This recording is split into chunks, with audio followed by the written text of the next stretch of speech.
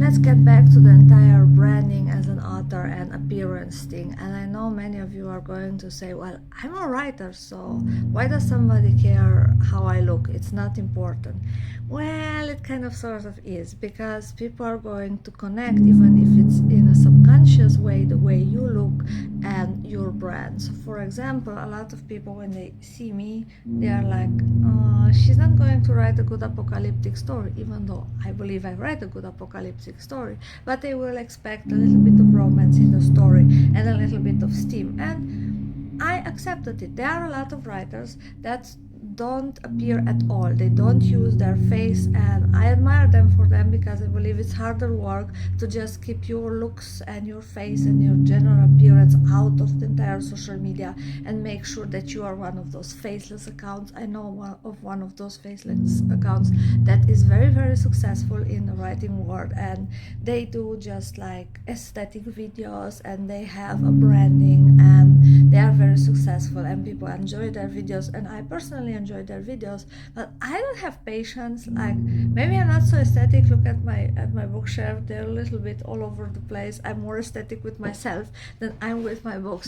So if somebody looks at me and says she has no knowledge of weapons, she is not going to be an apocalyptic survivor, and no, I don't want to read her EMP story because she's probably going to have romance in it, oh well, then I'm going to cater to the readers that want to read my books that have romance in it. And see, the glasses make me look more intellectual, but if I take them off, maybe I'm less intellectual. So you let me know, how do I look more intellectual? And yes, I hurt my hand while just walking on the straight pathway, so maybe I'm not the best bet for an apocalyptic survivor.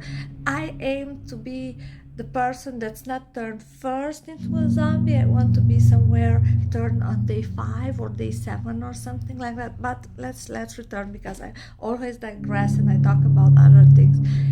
The way we present ourselves, it's very important, because people are assuming things from the first moment. From the moment they look at us, they are like, this. You know, we have a little checklist in our heads, in the same way as we do. And let me use a cover as example. You look at my cover and you say, what, this is either urban fantasy or maybe it's apocalyptic, because the background is it's in beige nude covers and you have a female main character. So maybe you can expect some romance, you can expect some action, you can expect some things to happen. Get it? It's available on Kindle Unlimited, and look how pretty it is. So you could also get it on paperback, and it's a kick-ass adventure. But it's again part of the branding. What are we posting? We cannot only post on Facebook or on X or on whatever social media platform you're active. Buy my book, buy my book, buy my book, buy my book. People are going to get bored if you always say, buy my book, buy my book, buy my book, buy my book, buy my book. You have to tell them something else. So engage. For example, I like showing off the stickers on my Kindle. I like talking about my exercise routine. I like talking about other books that I read, not just books in the genre, but in general. I enjoy a broad spectrum of stories and of books, so that way you can engage with other authors, you can engage with readers, you can engage with friends. You can be like, look, I bought this nice guy for Halloween, and he's a little bit, unhinged, but he's a nice guy. Or people want to connect to you, even if you are a writer and your main goal is to sell your book, because this is what we want to do. We want to sell that book. The end goal is to connect with your reader. You want to entertain them, and you want them to stay with you even after they bought the first book. You want them to be interested in what's Kitty Siberia going to write next. Hey, maybe she's going to write some other apocalyptic adventure. And she does. By the way, go to my Kitty Siberia page on Facebook, and there I'm talking a lot about my new working project, my new VIP. But I, for example, love to show off Slugger. Slugger is a prop weapon, but I just love him. I did with him a lot of TikToks, and I know that my readers love Slugger too. And Letty has a Slugger in her story, so she uses the bat, the baseball bat with the barbed wire, and yes, it's like Lucille from The Walking Dead. But I also post about movies or TV series that I watch. It's all part of my brand. I enjoy horror, I enjoy fantasy, I enjoy apocalypse, I enjoy zombie. I run a zombie group, so it's all part of the brand. So if people pick up a story where after a confrontation, after she fights the zombies off or he fights the zombies off, she's going to eat his biceps, like literally, and they are going to get it on after that, my readers won't be shocked, because they are like, yeah, this is something she would write. Yeah.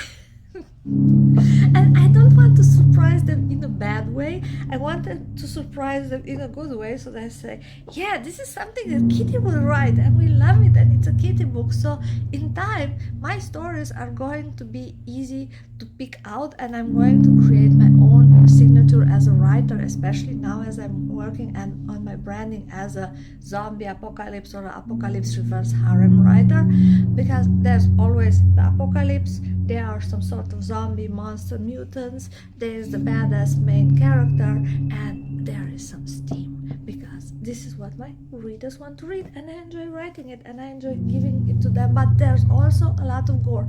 Go and have a look at the reviews for Letty on Amazon, and you're going to see that a few reviews that I really love were talking about the fact that in a lot of reverse harem zombie apocalypse reverse harem stories, the zombie aspect is just a little bit barely touched, but in my books you get the zombies, you get the gore, you get the entrails, you get the brains, you get the entire thing, because I love it. I love my zombie movies, I adore them. I'm a zombie chick, so it is what it is. But as I said, I love my zombie stories, and nobody's going to be surprised if I write something like, my bat is still in my hand. I don't like guns. I understand why humans fear them. Zombies were never aware of their surroundings. This was a fact. They were lost in their own mind, like artists who contemplate everything else except the here and now. And I just opened my book somewhere random. Wait, here I have a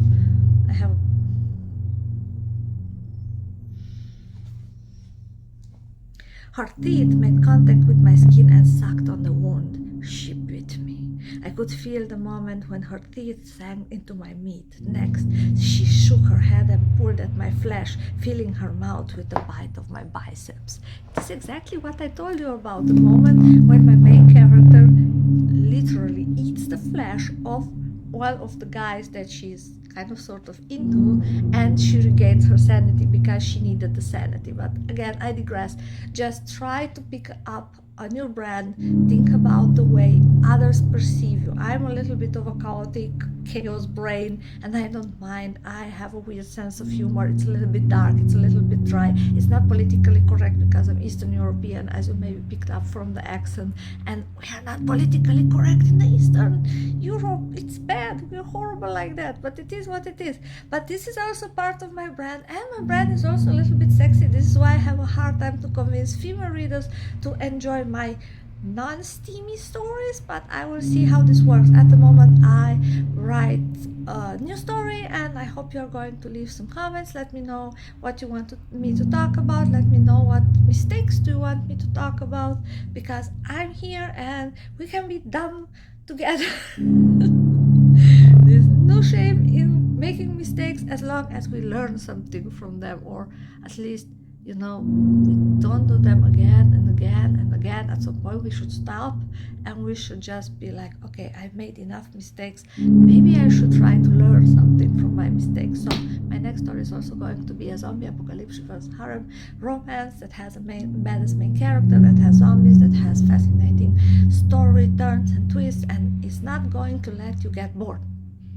Don't forget to follow, like, subscribe, share, whatever. Thanks a lot. Love you. Ciao.